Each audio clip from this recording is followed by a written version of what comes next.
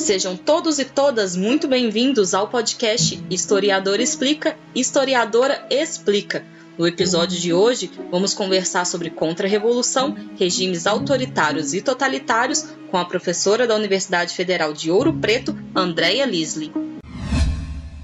Já há algum tempo, desde 2010, eu venho pesquisando as mobilizações populares no reinado de Dom Miguel em Portugal, que é entre os anos de 1828 a 1834. No início das pesquisas, eu me interessei pelos presos políticos brasileiros do regime miguelista. Eu fiquei interessada em saber as razões que teriam levado aqueles brasileiros a defenderem o liberalismo e se arriscarem a serem perseguidos e presos pelo regime. Alguns foram inclusive desterrados.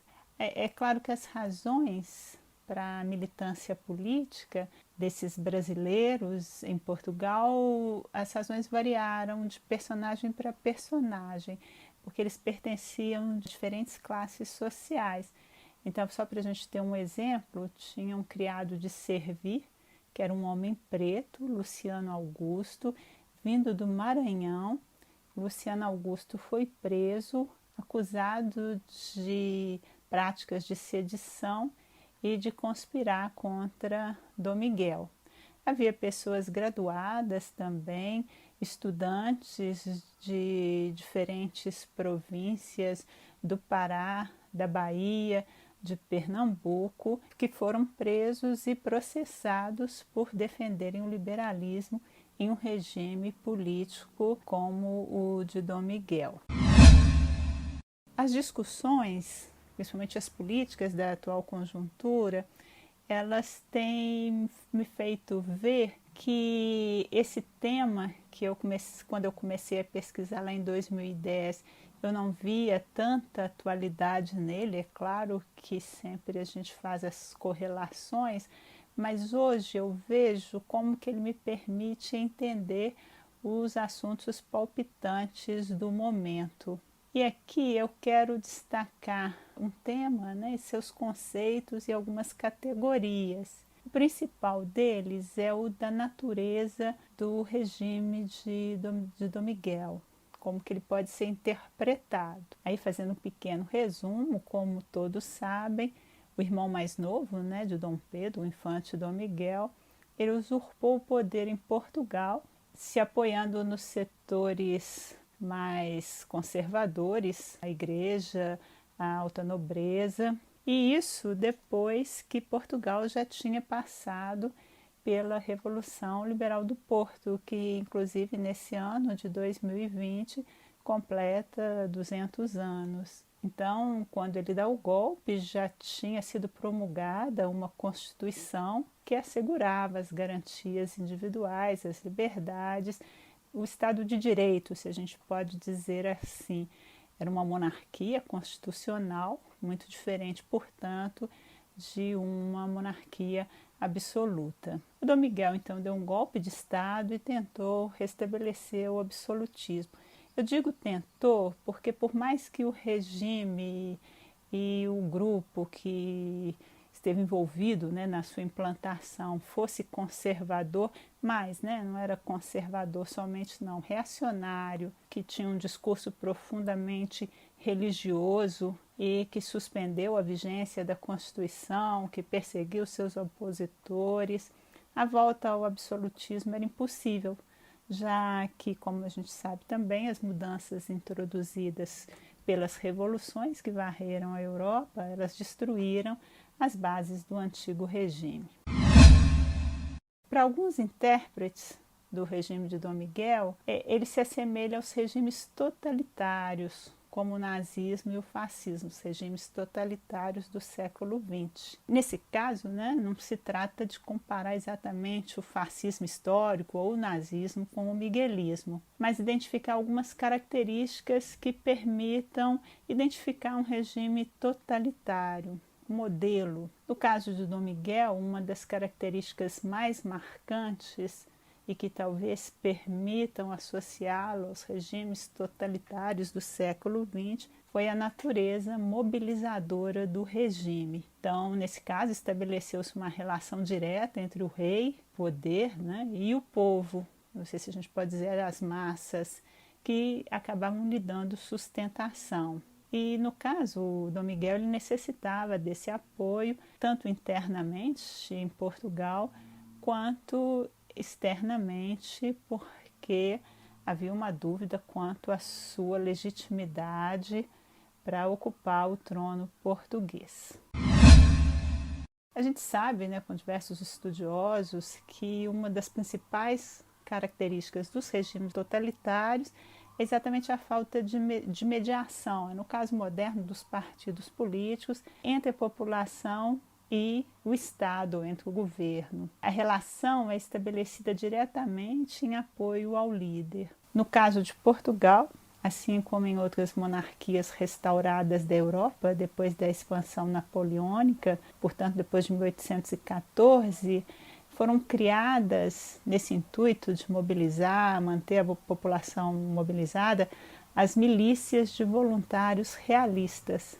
Lembrando que os realistas eram os partidários do rei absoluto, né? Entre aspas. Parte da população, aí no caso masculina, nas cidades e nos campos, havia as milícias de voluntários miguelistas urbanos e as milícias no campo foram armadas, né? Essa parte da população foi armada para combater a oposição liberal ao rei.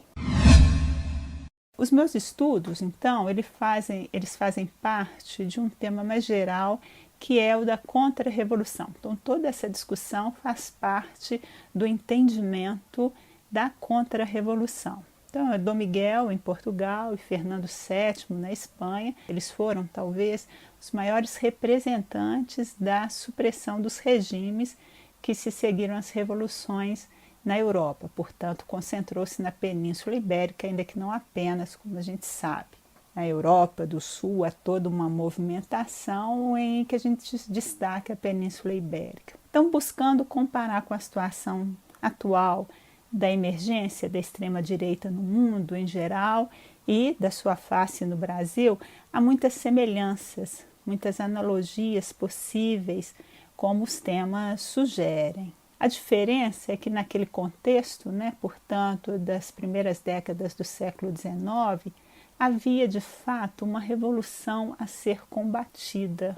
O que assistimos hoje é um tipo de contra-revolução sem revolução, o que soa paradoxal, mas que vários autores, principalmente norte-americanos, têm se dedicado a entender, né, sobretudo em algumas situações de pós-guerra contemporânea, do avanço da potência imperialista, das potências imperialistas. No caso do Brasil, isso é muito interessante ressaltar, Florestan Fernandes ele já havia chamado atenção para esse fenômeno, para o Brasil, do que ele chama de contra-revolução preventiva, e é o que ele acrescenta, permanente. Acho que aqui a gente tem, né, uma prova da genialidade do autor, o pioneirismo do Florestan Fernandes. E ele observou que essa contra-revolução preventiva, ela visava inibir qualquer tipo de desafio que se interpusesse ao domínio das classes dominantes. Ele usou inclusive esse esquema explicativo da contra-revolução sem revolução para interpretar o golpe civil-militar no Brasil em 1964. E como a gente pode ver, são temas atualíssimos. Eu aproveito então essa ideia que o Florestan Fernandes utilizou da categoria da contra-revolução sem revolução para explicar o golpe de 1964, para falar dos cuidados que devemos ter quando utilizamos os esquemas explicativos de uma época para outra. No caso de 1964, e de acordo com autores como Juan Lins, estaríamos diante de um regime autoritário. Parecem vários assuntos, mas a ideia é tentar articular toda essa discussão de regimes totalitários, regimes autoritários, das milícias, né?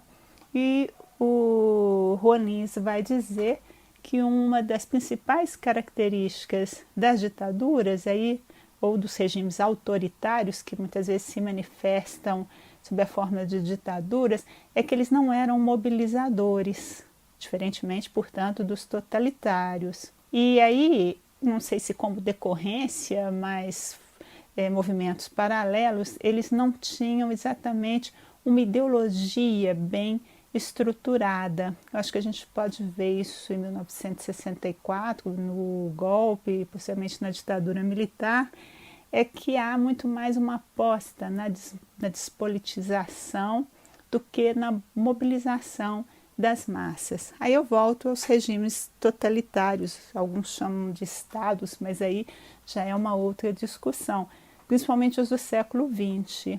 E de forma semelhante, o de Dom Miguel, que apostavam nas ideologias que mobilizavam as massas em apoio ao líder e seu projeto. Esses regimes não hesitavam em armar suas milícias, algo muito próximo ao que estamos vendo hoje em nosso país.